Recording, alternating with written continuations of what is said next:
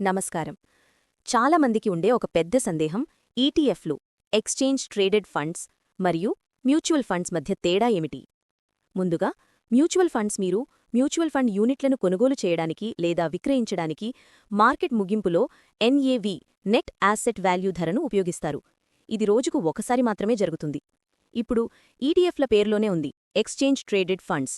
ఇవి కూడా mutual funds లాగే ఉంటాయి, కానీ వీటిని స్టాక్ మార్కెట్లో షేర్లలాగే ట్రేడ్ చేయవచ్చు. అంటే మార్కెట్ పనిచేస్తున్నంతసేపు మీరు ఈటీఎఫ్లను ఎప్పుడైనా ఏ ధరకైనా కొనవచ్చు లేదా అమ్మవచ్చు. చాలా వరకు ఈటీఎఫ్లు ఒక ఇండెక్స్ని అనుసరిస్తాయి. దీనివల్ల ఈటీఎఫ్ల ఖర్చులు సాధారణంగా మ్యూచువల్ ఫండ్స్ కంటే తక్కువగా ఉంటాయి. మ్యూచువల్ ఫండ్స్లో మీరు ఎక్స్పెన్స్ రేషియో చెల్లిస్తారు. ఇది ఫండ్ను నిర్వహించేందుకయ్యే వార్షిక ఖర్చు. కొన్నిసార్లు ఎగ్జిట్ లోడ్ కూడా ఉండవచ్చు.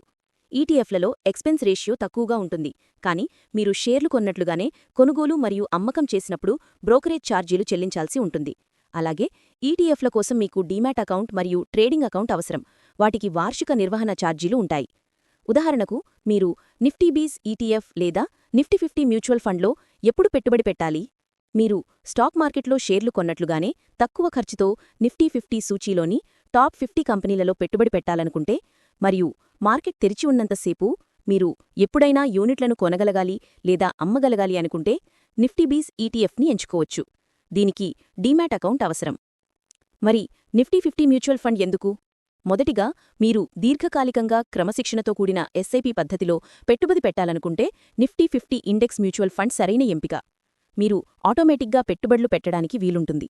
ప్రతిసారీ మానవీయంగా కొనుగోలు చేయాల్సిన అవసరం ఉండదు. రెండవది, మ్యూచువల్ ఫండ్లో పెట్టుబడి పెట్టడానికి డీమ్యాట్ అకౌంట్ తప్పనిసరి కాదు. ఇది చాలామందికి సౌకర్యంగా ఉంటుంది. మూడవది, చిన్న మొత్తాలకు ఖర్చులు. చిన్న మొత్తాలలో, ఉదాహరణకు నెలవారీ రూ. 1000లో ఎస్ఐపి చేసేవారికి ఈటీఎఫ్ల బ్రోకరేజ్ ఖర్చులు అధికంగా మారతాయి. మ్యూచువల్ ఫండ్స్లో సాధారణంగా ఎస్ఐపి లావాదేవీలకు అదనపు బ్రోకరేజ్ ఉండదు. నాల్గవది, మ్యూచువల్ ఫండ్స్ మీరు పెట్టే మొత్తానికి సరిపడా ఫ్రాక్షనల్ యూనిట్లను, అంటే సగం లేదా పావు యూనిట్లను కేటాయిస్తాయి. ఈటీఎఫ్లు షేర్లులాగే కేవలం పూర్తి యూనిట్లలోనే ట్రేడ్ చేయబడతాయి. కాబట్టి రెండింటి మధ్య తేడా ఇదే. మీ ట్రేడింగ్ శైలి, ఖర్చుల ప్రాధాన్యత మరియు డీమ్యాట్ అకౌంట్ లభ్యత ఆధారంగా మీ ఎంపిక ఉంటుంది. మీ ఆర్థిక లక్ష్యాలకు తగిన ఎంపికను చేసుకోవడానికి ఈ తేడాలను గుర్తుంచుకోండి.